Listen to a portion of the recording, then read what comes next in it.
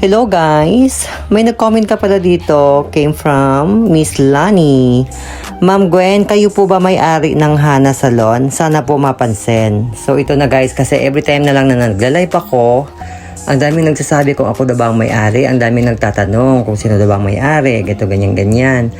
So, ito na guys. Isa akong model dito sa Hana Salon. Kung napapansin nyo, puro mga picture ko yung mga nandyan.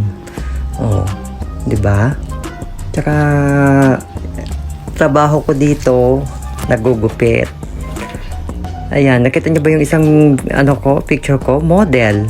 So, at the same time, habang nagmo-model ako, habang naglipa na yung mga picture at tarpaulin, taga-entertain din ako ng mga customer guys.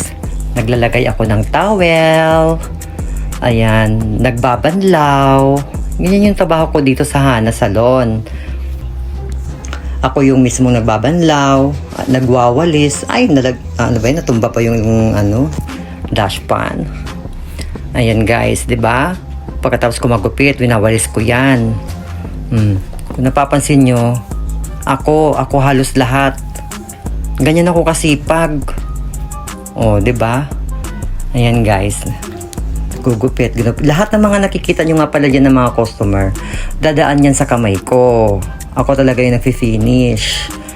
Hindi biro ang isang Gwen dahil maghapon, grabe lagari kong lagari. Ayan guys, di ba? Nagmamapa ang lola nyo bago umuwi.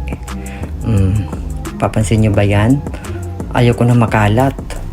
So, yung mga customer guys, tuloy-tuloy pa rin yung pasok. Kaya natutuwa ako kasi ang daming blessing. So, every time na binabash nila ako, ang dami din namang blessing na dumadating. Kaya natutuwa ako. So, yun lang guys. Thanks for watching.